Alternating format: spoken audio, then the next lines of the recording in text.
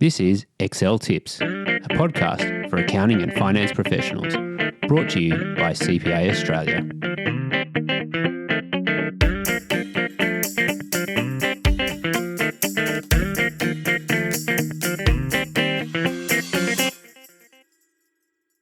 Welcome to the Excel Tips podcast. My name is Neil Blackwood, and in this episode, we're going to look at some formula, tips, and tricks. Now, let's get some terminology sorted out. So, formulas and functions are often used interchangeably, but to be honest, formulas are sort of the overarching description, and functions, which are things like sum and VLOOKUP, they're a subset of formulas, because you can have formulas that don't have any functions in them. In general, formulas are the description you want to use when you're describing things in Excel, and a function is just a subset of those formulas.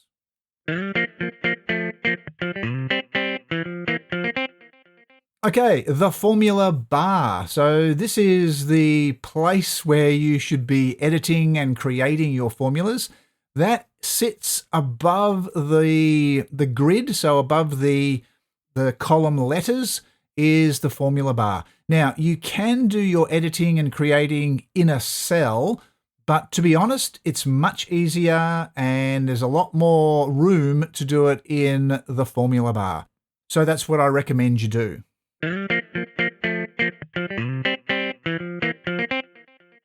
Now, starting formulas. Most times you'll be told you have to start a formula with the equal sign, which is true, but when you're creating the formula, you can actually start it with the plus sign. Now, the reason you do that is because there's this nice big plus sign on a full-size keyboard, and so that's really easy to hit. So you can start the formula with the plus sign, and Excel, once you hit enter, will actually insert the equal sign in front of that plus sign. So technically, you can start formulas with the plus sign. Excel does the work in the background, and it will put the equal sign in there for you. The equal sign is sort of tucked away in the middle of the keyboard, so that's why I tend to use the plus sign on the right-hand side on the numeric keypad. So that's one of the reasons why I do recommend that if you're on a laptop, for example, that you use a separate full-size keyboard, because that numeric keypad has the plus, the minus, the divide, and the asterisk. So most of your formulas can be created using that numeric keypad on the right-hand side. And it's also got a nice big enter key as well. So when you're using functions in Excel, one of the things that can speed up your work is the tab key. When you start typing, so for example, if you type in equals VL, you can hit the tab key and Excel will put the VLOOKUP function with the opening bracket in for you. That's because no other function starts with VL. You can also use XL for XLOOKUP, and that puts the whole function name in there with the opening bracket. So you don't need to hunt around on your keyboard for the opening bracket. That's one of the things I recommend is you use that tab key. When you start typing, you'll see a list of functions that begin with that letter. And as you type more letters, that list will get shorter and shorter. So depending on the function that you're after, it might be the second or the third option on the list. And to move down the list of functions, just use your arrow keys. And once it's selected, so highlighted in blue, you can just hit your tab key, and that will insert the function, as I mentioned, with that opening bracket.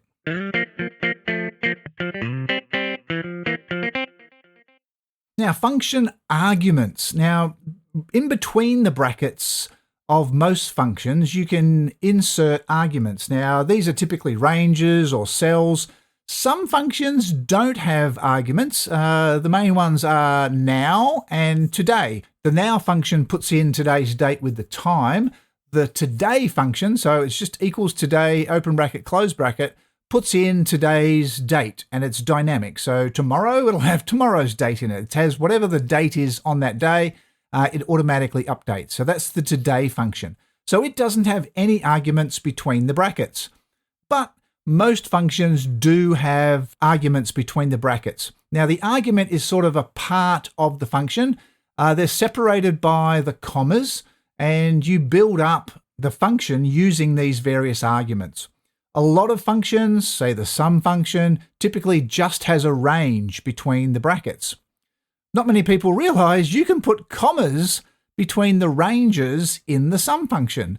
So if you've ever seen a formula that's got plus sum, plus sum, plus sum in it, you can actually get rid of all those sums and just have one, and then just have a range with a comma, another range with a comma, and then another range. So you can have as many ranges pretty much as you like, separated by commas within the single sum function.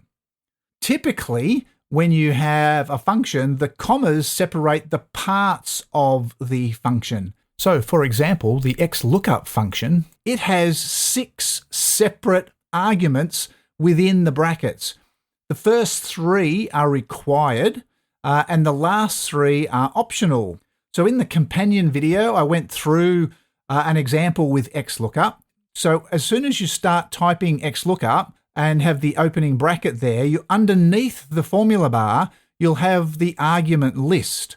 Now, as I mentioned, there's 6 separate arguments, all separated by commas. The first 3 you have to have, so they're mandatory. And the last 3 are optional. Now, in that list, those optional ones are enclosed in square brackets. So that sort of tells you that they're optional arguments. Optional arguments are always listed last. So the first are mandatory, and then all of the optional arguments are listed last in that argument list. So when you're building it, it sort of shows you what you're up to. So when you hit the comma, it will bold the next argument name in that list that's going across the page. So that's to help you understand where you are within the function. Because as I mentioned, XLOOKUP has 6 arguments. So that's quite a few arguments to be figuring out where you are in that argument list. So keep an eye out on that bold argument, because that's the one you're up to. Cell references and range references, when you're putting those into formulas, so one of the things you need to be aware of is using the dollar signs. I've covered this in a few of the recent podcasts. I'll go through it again quickly.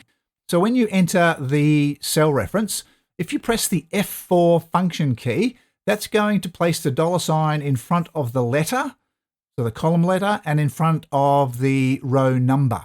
And that's called a fixed or an absolute reference. So that reference within the formula will never change no matter where you copy it from and to. So that's a fixed reference. If you press the F4 function key again, you'll see that the dollar sign is now just in front of the row number. So whatever it's in front of, that's what it's fixing. It won't change. Press the F4 key again and it goes in front of the column letter.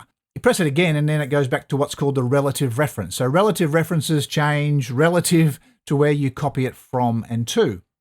The F4 key follows that same sequence, so you'll get used to how many times you need to press it. You can remember the F4 function key does the dollar signs because the number 4 key has the dollar sign. So that's a way to remember the F4 function key. So look at the number 4, which has the dollar sign, and so the F4 actually puts the dollar signs into your formulas. Now, something that I demonstrated in the video, so the F4 function key works a little bit differently if you're editing a formula compared to creating a formula. So when you insert a range in a formula, when you're building the formula from scratch, when you press F4, it actually put the dollar signs on both references, the start cell and the end cell. If you're editing a formula and you're on the end of a range reference, when you press the F4 key, it only works on the second or the end reference. Basically, whatever reference you're next to, so that's the reference that the F4 key will update with the dollar signs. To put the dollar signs on the whole range reference, you actually have to select it in the formula bar and then press F4.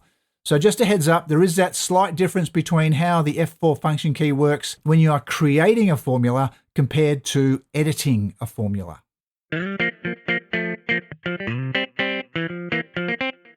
Now, something, again, that I've covered in previous podcasts is the calculation sequence. It's an important thing to get your head around. You might have learned it at school, known as BIMDAS, so brackets, indices, multiplication, division, addition, and subtraction. So that's the sequence that Excel is going to go through when it calculates your formulas. So you do need to make sure that you've got the calculations in the right sequence, or you use the brackets around sections of your formula to control the sequence. Because when you put brackets around a calculation, that's what's calculated first. So that's what you need to, and it can take a little bit of trial and error to get it right, but just remember that the brackets can override the calculation sequence because they're done first. Speaking of brackets, or parentheses, so the technical term for brackets is parentheses, but that's too much of a mouthful, so I'll keep using the term brackets. And bracket color is important.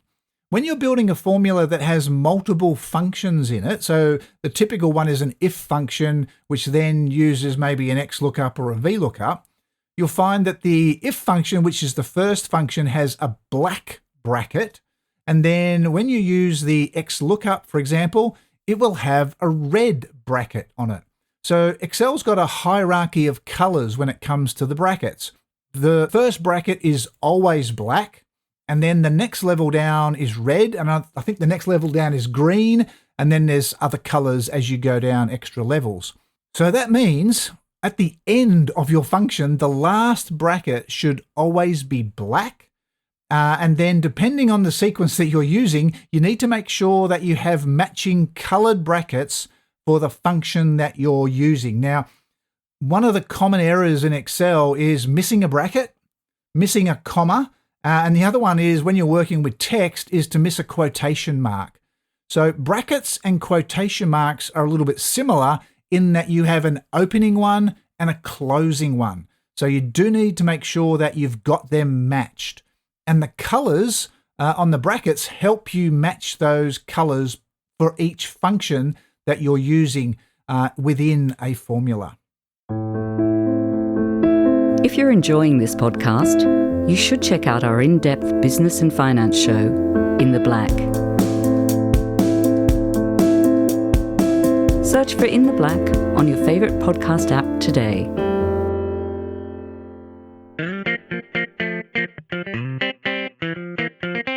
Now, speaking of colours, Excel uses colours to also tell you what part of the formula is on the sheet. So in the example on the companion video, I've got a sum function that's adding up two ranges, and one of them's blue and one of them's red. You can manipulate the colors to actually change the formula.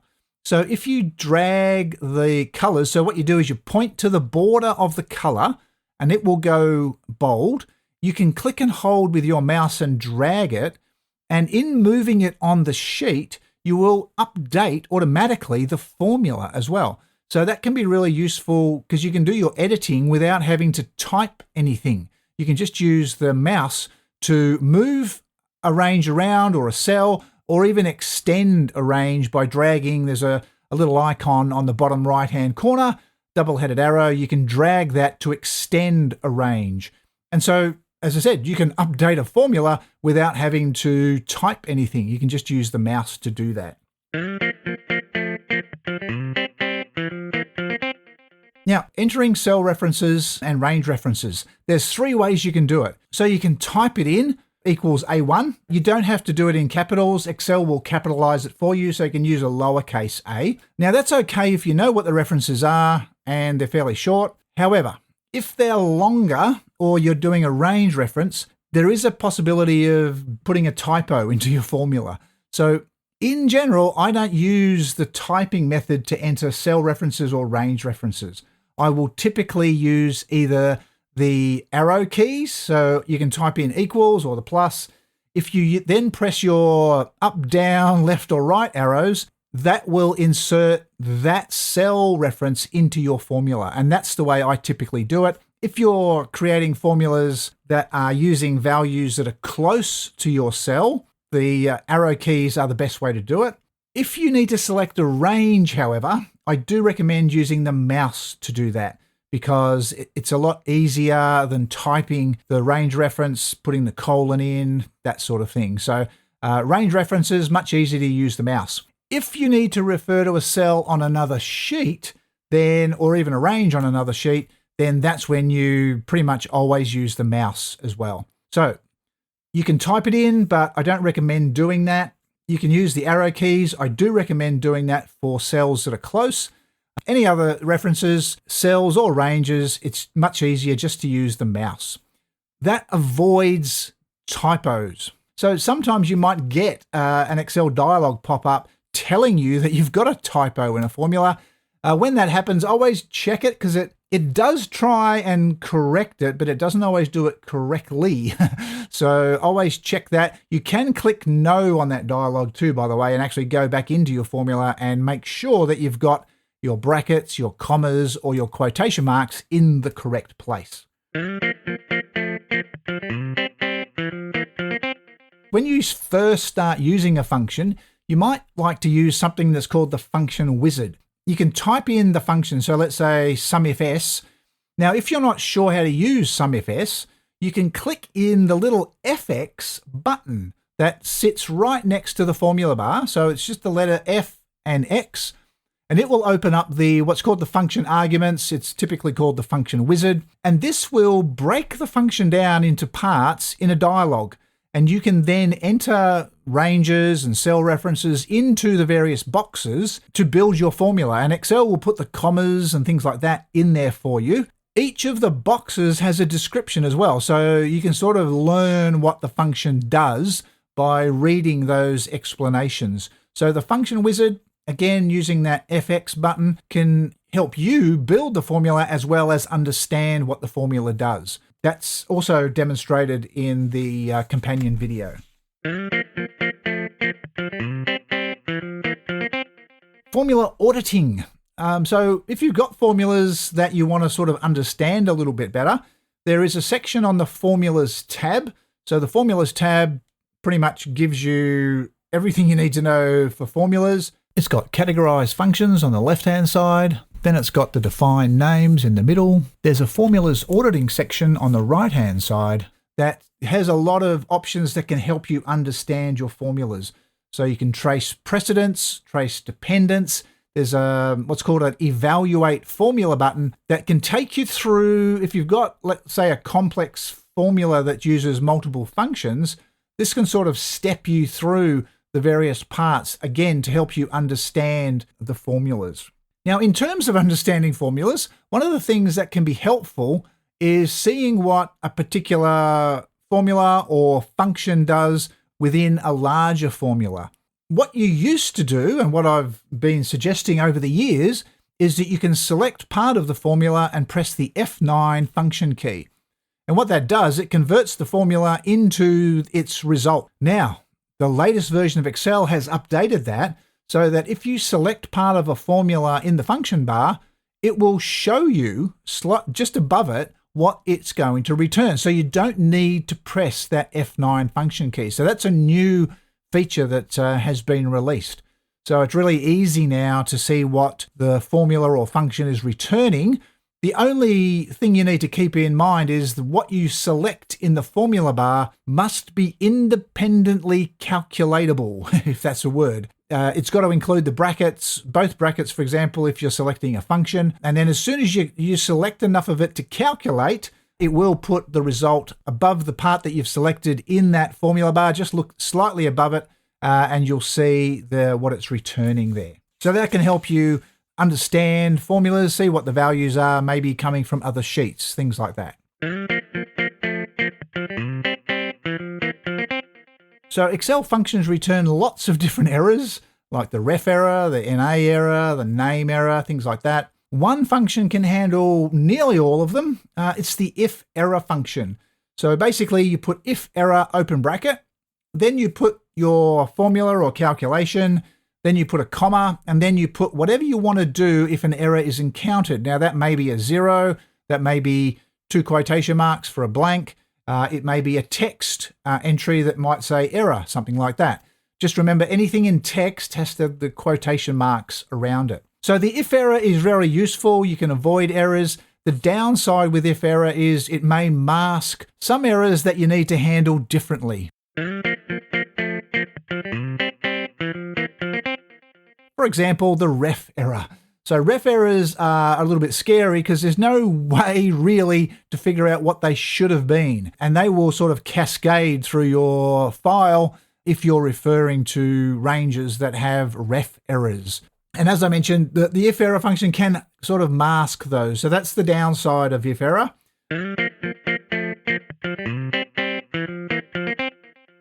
If error also doesn't handle one of the new errors, which is associated with what I wanted to finish off with, which is dynamic arrays.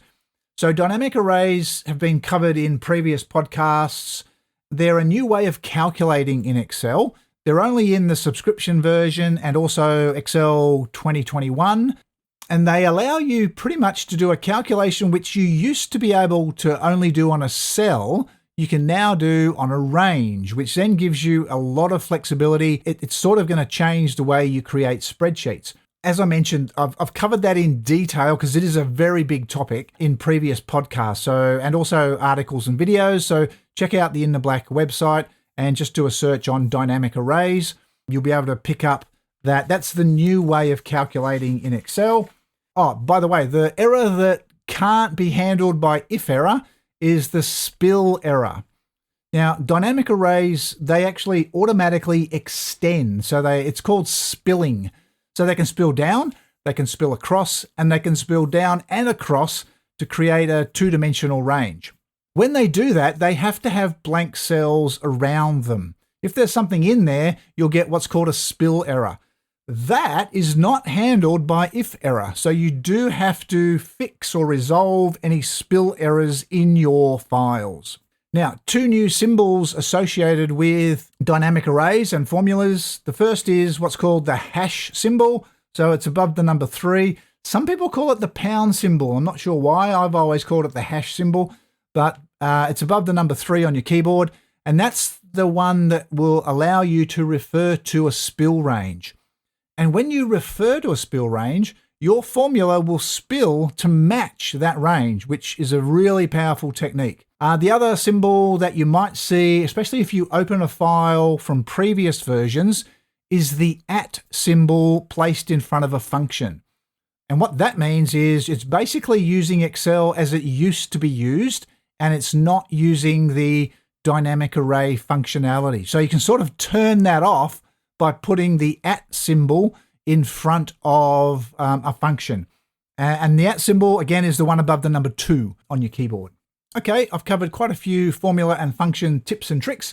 Hopefully you've picked up a few useful shortcuts and techniques that you can apply to your Excel files. If you have enjoyed the podcast, please subscribe. And if you can, please leave a review. Thanks for listening. Thanks for listening to Excel Tips, a CPA Australia podcast.